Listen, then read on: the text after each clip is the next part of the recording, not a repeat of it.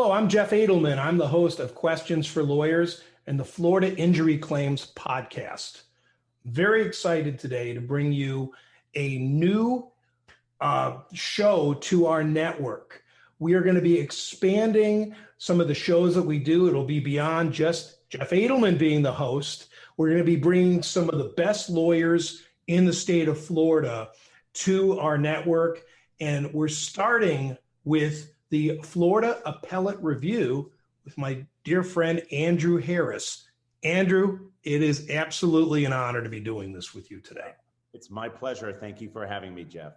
Can you tell everybody a little bit about you and why you are deciding to do this podcast?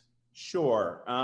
So my legal background, I always knew I wanted to be a lawyer from the time I was an itty bitty. Unfortunately, both my parents were attorneys, and they actually both practiced together for a while. The marriage didn't work out, and so there went the legal partnership. But I always knew that I always thought I wanted to be a lawyer. I guess, and my mother, certainly more than anyone, she always told me only lawyers know how to think. Now, of course, my dear mother was wrong, but that was her cute mentality of trying to encourage me to become a lawyer. I went to Florida State University as an undergrad. It really was because I loved Charlie Ward, honestly. When he and Florida State beat Notre Dame in 1993, it wasn't any more simple or complicated than that. It may not have been the thinking of an 18-year-old boy as to where to go to college. Loved my time in Tallahassee. Went to law school at George Washington in Washington, D.C., a wonderful, wonderful city. Couldn't have asked for a better upbringing there. And then I came back down to Florida where I was born originally, and I clerked at the 4th District Court of Appeal. And from there, at the 4th District, it's all about writing briefs, writing memos, research, writing. And that really was where I thought I had a niche. I never wanted to be in the courtroom cross-examining witnesses or doing depositions. It was just more my forte on trying to solve the puzzle that was there in terms of writing and research, which is what I really enjoyed. I then joined a local appellate law firm in Palm Beach County. I was there for 14 years, and just last month I started my own firm, Harris Appeals in Palm Beach Gardens, Florida. So that's my legal background. Family background, not that that's the ever so briefly. I've got 3 daughters, 2 human daughters, Anne and Alexandra. Our recent addition, our canine golden doodle, Arlie. I'm married to a local probate trust and estates attorney, Adele. And for those keeping track, we are all A's, all 5 of us. And I often mix up the identification of my daughters, and I call Anne Alexandra, I call Alexandra Anne, I call our dog Anne. It is a bit of a mess. In retrospect, I don't think Adele and I would have led to all of our girls being identified with the same beginning letter. Well, it's funny. Background. And go ahead. I'm sorry, Jeff. Go ahead. No, I was going to say I have the same thing with Jessica. We actually have the same initials, JAA. She is the same thing. And Jacob has the J name, but we broke it with Benjamin. So it's not as confusing in the Adelman household. See, the problem was, so Adele's beloved late grandmother was Hannah, and she always wanted to name a daughter, if she had one, Hannah. So Adele got pregnant. We found out we were having a girl. We realized quickly that Hannah Harris may not be the best name. At least so Hannah turned into Anne, and her late grandmother was known as Grandma Ann. Fast forward a few years later, Adele's pregnant again. We find out we're having another girl. Well, we look back at the card of names which Adele had written down before Anne was born. We were thinking of middle names, and Alexandra was a name there. And we said, how unfair would it be to our second daughter to be left out and not have a name, an A name? So that's where Alexandra came about. And then you fast forward to this year, and Alexandra, our 6-year-old, when we were getting a dog, she said, Daddy, you know our dog has to have an A name. Oh, no. And my beloved sister has a beautiful little poodle named Charlie, who my girls have fallen in love with, and Charlie turned into Arlie. So that's where Arlie was introduced to that. It all snowballed from there. So it all snowballed. Yeah. And we've talked about getting another dog next year. And yes, if we have another dog, my girls, my two human girls run the show in this household. There will be another A if that happens in the house. Well, I'll make some suggestions around that time because, it's my business. So that's my family of confusing A's in our household. That's my and listen, that's why we do what we do, Andrew. I mean, that's why we fight as hard as we do for our clients, for the justice system, for our families. I mean, I know that's my inspiration, and I'm friends with you. I know that's a big part of your life as well. Well, yeah. I mean, I look at, we're here, obviously the focus is on professional and legal and what I may be able to offer, but my proudest title will always be as Girl Dad.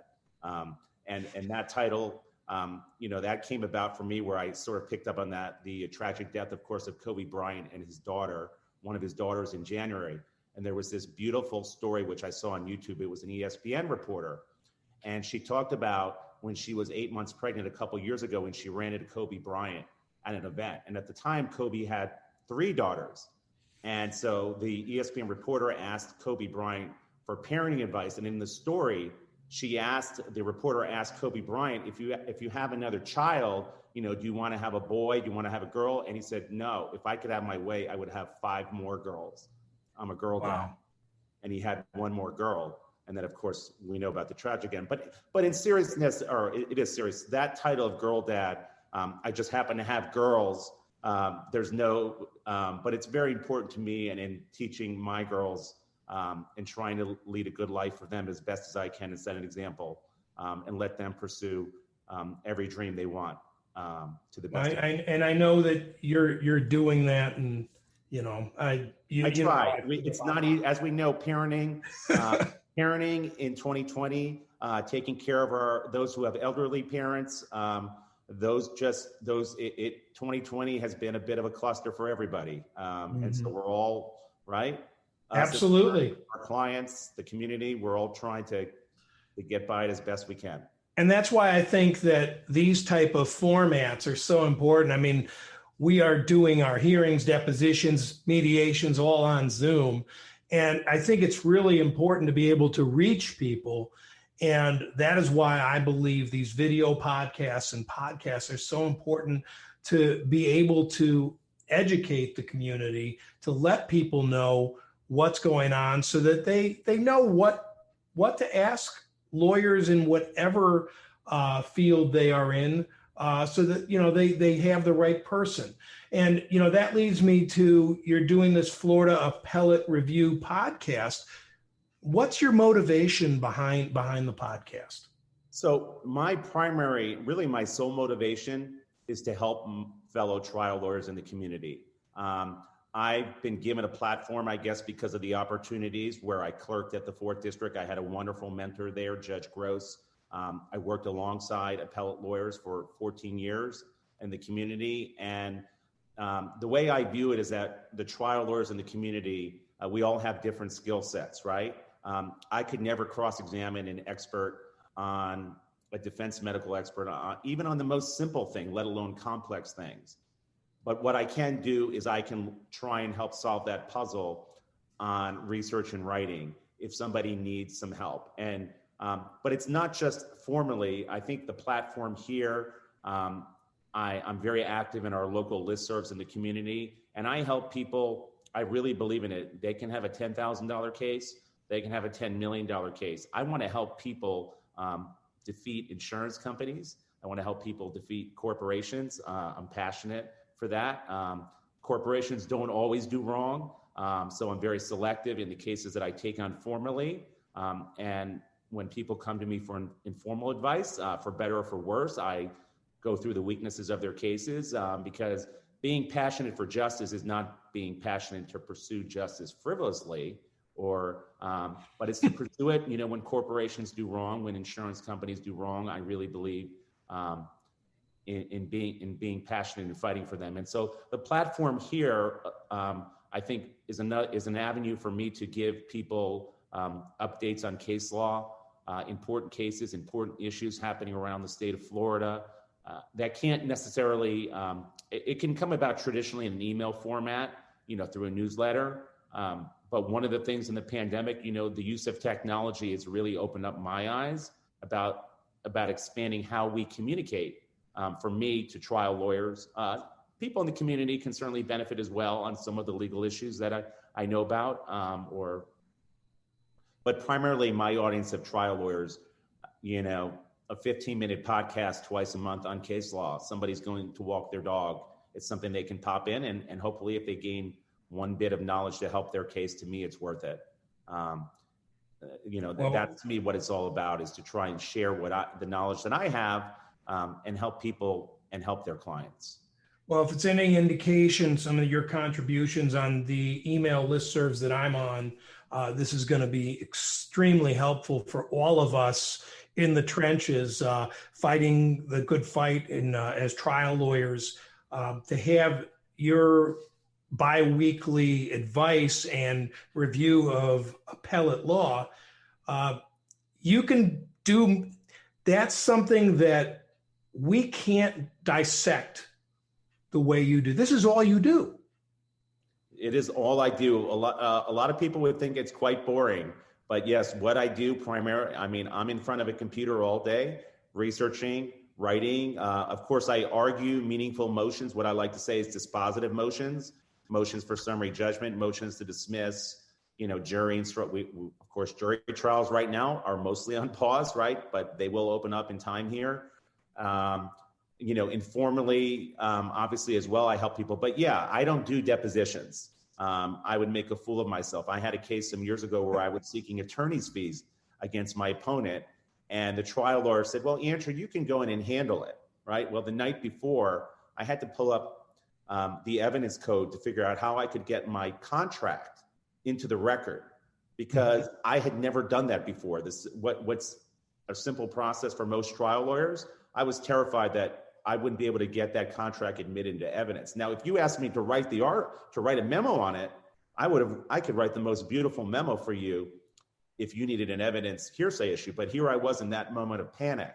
How am I going to get my contract admitted into evidence tomorrow? Well, you say, it may sound boring to some of us. I don't think it's boring to you. What is it that you like most about doing appellate work? What I like most is, to me, the creativity that I get. I will always put integrity and ethics first. I like to say when I write a brief that I will attack all the weaknesses of my own case. I hope that the appellate court doesn't need a statement of facts from my opponent, because I want to give them that. Without our integrity and professionalism, I should lose the case on behalf of my client. But I really like solving that puzzle. The case law, we're now 150 years into Florida case law. 18 decisions from 1849 are usually not helpful. They're almost impossible to read for most of us, because of the writing style. But I really like solving that puzzle and finding the answers that are out there, because the law is not black or white on most things, especially when people reach out to me, because people only reach out to me because of the gray of the law, and that there isn't an easy answer out there. And the art of persuasion, we like to think, what do we want from the judiciary, right? To call balls and strikes, right? What Chief Justice Roberts said at his confirmation hearings. Well, we want judges to call balls and strikes, but a lot of times it's hard to figure out whether that baseball is over that, we don't have artificial cameras in baseball. We still have umpires, human beings, right? And we still have human beings as judges. And there's a lot of gray area in good faith for where judges go. And I like trying to solve that puzzle to achieve the best possible result for our clients. Now, Andrew, you're a board certified appellate lawyer. Not an easy thing to obtain. And I guess you have many different areas of the law that you're very well versed in, and you learn very quickly. But in particular, what are some of the specialties that you seem to be getting a lot of calls about from trial lawyers like me? So my passion is personal injury cases, medical malpractice cases, tort cases. I mentioned defeating insurance companies. However, I do handle divorce cases. I'm very picky in the ones I take. Trust and estate and probate cases, I really like those areas of the law. I am picky in the appeals I take. If you've got two parents who are fighting over $100,000, I'm not going to take $50,000 in legal fees to go and have a case where they're fighting over $100,000. It just, I can't do that. They can go hire somebody else for that. But I do like family law. I especially like helping when there are children involved.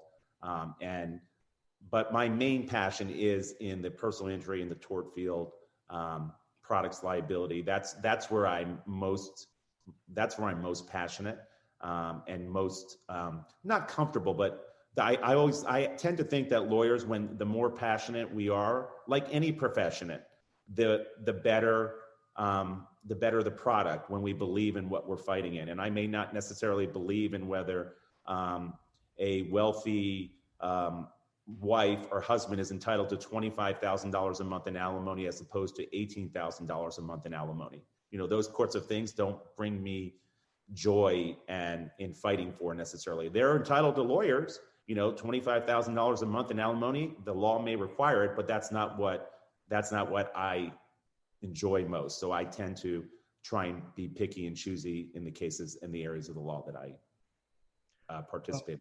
Well, we certainly appreciate your commitment to tort cases, personal injury cases, and your involvement with the Florida Justice Association and Palm Beach County Justice Association. In fact, you're on the executive board for the PBCJA. You're quite the resource for so many, and we really appreciate that. In particular, though, I know that you've become sort of a specialist in proposal for settlement law. Can you tell me a little bit about that? So proposals for settlement or offers of judgment, it's this little niche area in the law that the Florida legislature enacted some decades ago to incentivize parties to reach settlements. Now, the incentivization is that if a party serves a formal offer of judgment or proposal for settlement, and it's rejected by the opponent, based on the eventual math outcome of the case, the prevailing party who served the proposal which was rejected can be entitled to recover all of its attorney's fees from the date of the proposal for settlement forward. And so that is the stick, so to speak, that the legislature put in place to encourage parties to do what? To accept the reasonable offers in this formal.